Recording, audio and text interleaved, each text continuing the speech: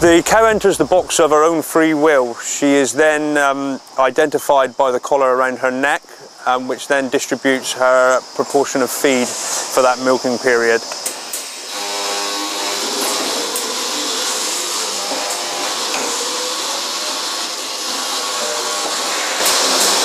What's happening now is the brushes are cleaning the cow's teats as a pre-milking preparation. It also aids to stimulate the cow's udder and release milk flow.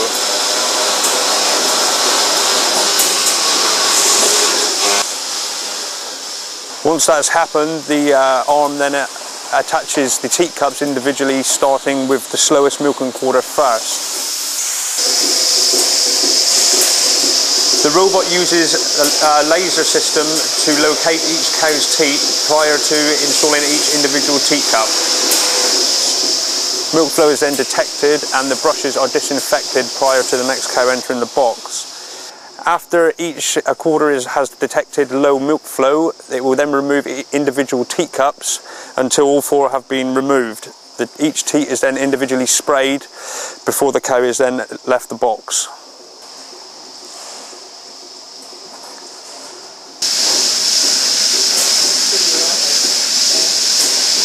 Yeah, basically the Lely Time for Cows T4C program harnesses all the information drawn back from the robot itself, giving you a full breakdown of any piece of information you wish to look at, really.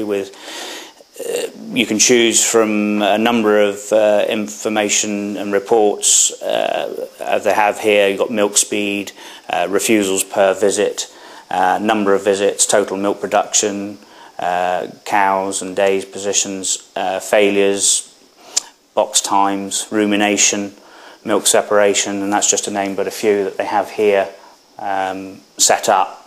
But to say over the actual system, there's over 150 pieces of information and reports you can bring up as a herd, or per group, or even individual cow as well. And that ranges from analysis of concentrate, cow calendar, calving dates, all her past prodigy, and also then if you have calf feeders attached, you can also bring up all the calving information as well. And then you've got udder condition of each individual cow, feed intake and feed left over, and then all the milking, fat, protein, daily productions, separations of milk, and lactation information. You can either produce it daily on a printed report, or scan it over on the screen, or even remotely send it to another PC in the farmhouse and view your herd from afar if you wish.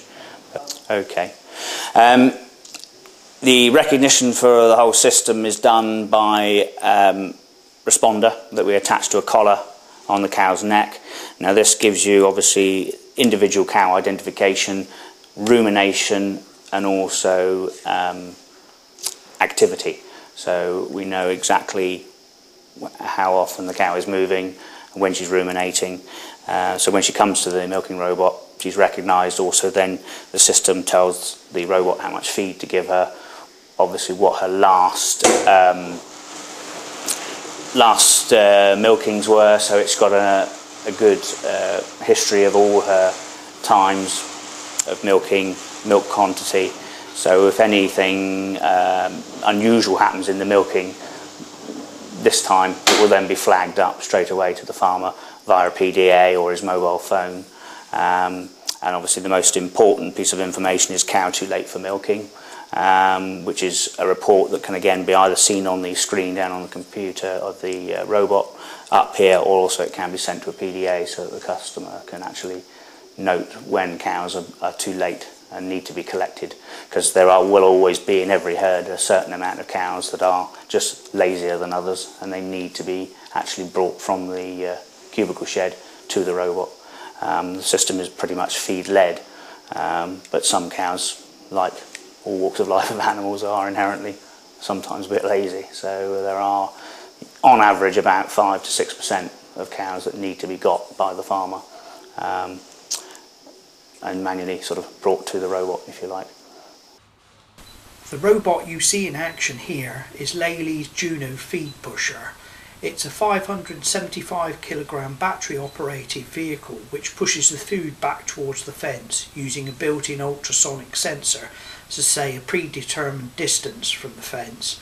The vehicle accurately follows a pre-programmed route and returns to its charging station after each run.